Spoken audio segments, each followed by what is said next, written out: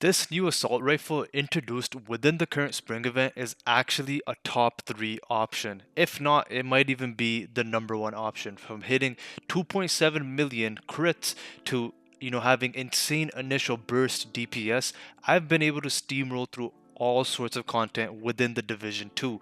We're talking tier 10 escalation, retaliations, control points, any legendary missions. It's a perfectly viable option if you build around it correctly.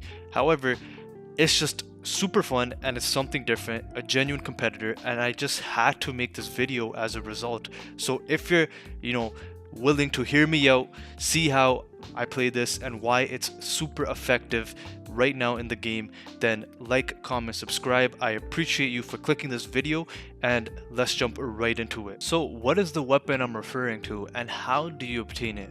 I'm referring to the First Bloom prototyped assault rifle that you can actually obtain from the new event by opening, those gear caches. And I'm not going to go over how to farm that, but once you have a certain amount of keys, you'll have a pretty good shot at least getting the base version of the First Bloom. Now, the First Bloom, the reason why it's so effective is it has something called Bloom Harvest. Bloom Harvest is a new introduced talent that states amplifying weapon damage by 3.3% for each 10% combined armor and health the enemy has remaining. So initial burst DPS is super strong because initially an NPC has full health or full armor, and if that's the case, then off the bat you're gonna be doing insane amounts of damage. I'm showing some actual tier 10 escalation gameplay to really prove that it's that viable, that I'm actually having it as my go-to option, and so are other players that are starting to realize that damn, this AR is actually pretty worth it. You see, the talent is really good because unlike things like killer on a Lexington, you're forced to get a kill to then finally proc the talent. This is a talent that is always going to be effective and working for you without you having to worry about getting stacks. The only stacks you got to worry about, that everyone has to worry about, is striker. Having to worry about anything else just makes your gameplay loop a little bit more complex, and we're just trying to make it as easy as possible when we're talking about just running and gunning. So for bosses, chungas, whatever the case is, this talent is really good because they already have a lot of armor to begin with, so you're just going to be doing insane amounts of damage until that armor is essentially broken. That's the best way to put it, but I'll also be showing you some footage in the range to really give you a perspective of how that initial burst DPS is really, really effective. But before jumping right into that, we gotta talk about the build itself as well, right? It's how you build around the AR that makes it have such good damage and make it viable from low-end content all the way to high-end content. So obviously the best thing for damage in this game is striker, so we're running a 4-piece striker.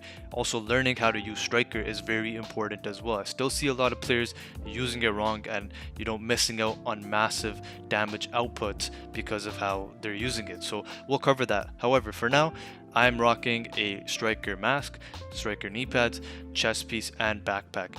The backpack and chest piece is really essential for me because simply from the backpack you're getting 0.90% damage, so 90, and then you're getting 200 stacks from the chest piece rather than the original 100 stacks.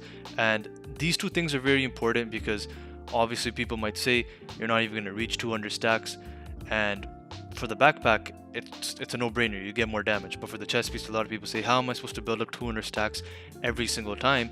Well, even without even getting to 200 stacks, you're still outputting a lot of damage. However, with the shotgun, such as the rock and roll, it's very easy to build stacks because the initial thing you want to do before going into any engagement is use that shotgun, as you can see here, and I build up my stacks super fast because it allows me to have a crazy 30 round magazine, and then I use my First Bloom, and look at that, it's just such a easy process to honestly build stacks. I don't see an issue, and I think anybody can. So those are the two things when it comes to the the build overall, the gear set that we're using, and then the two weapon choices. Obviously you want to use the shotgun to build stacks, and then you want to take out the First Bloom.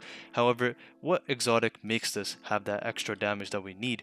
I tested around a lot, and I just have to say Overdogs for the glove slot is just absolutely the best.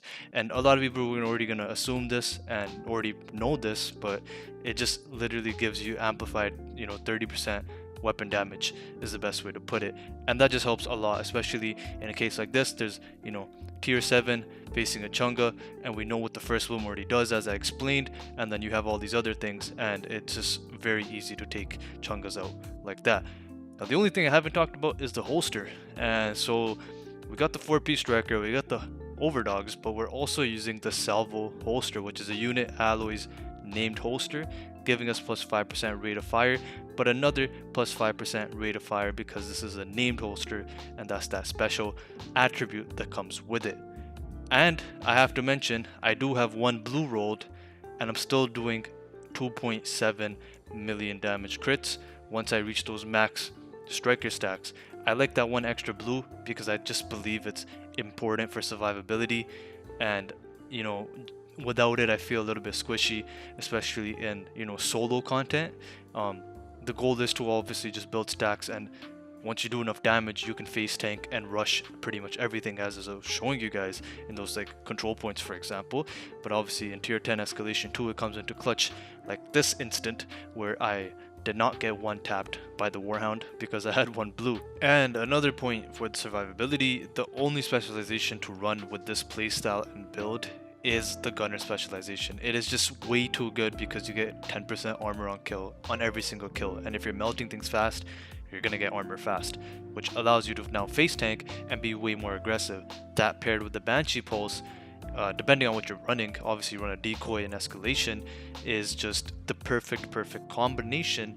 And yeah, it also just, gunner helps you shoot faster, gives you more ammo in your magazine, and it just benefits the gameplay style that we've been discussing about being able to just shoot, fire, run and gun, and kind of just keep going with that process, reloading fast, you name it, that's what gunner offers.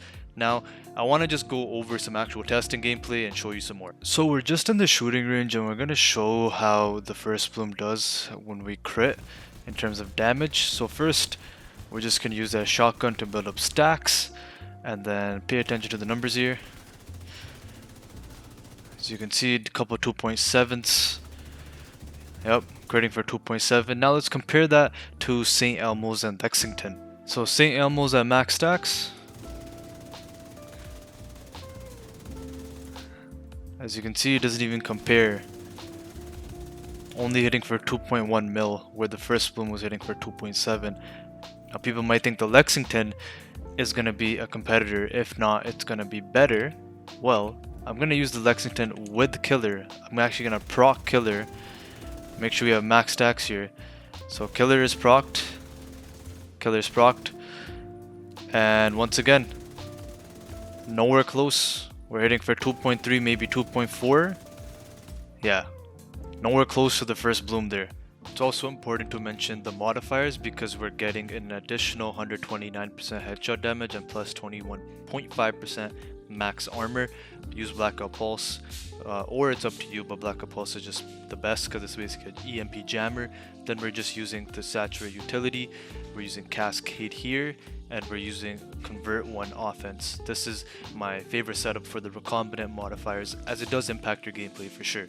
And that's pretty much it, guys. I hope you enjoyed this video. Let me know what you think about the new assault rifle first bloom in the comments. Are you chasing it? Are you not? I mean, I hope I convinced you, but if I didn't, let me know in the comments. I'd be happy to respond. Subscribe, like, and comment as always, and I appreciate everyone's support. Take care and peace.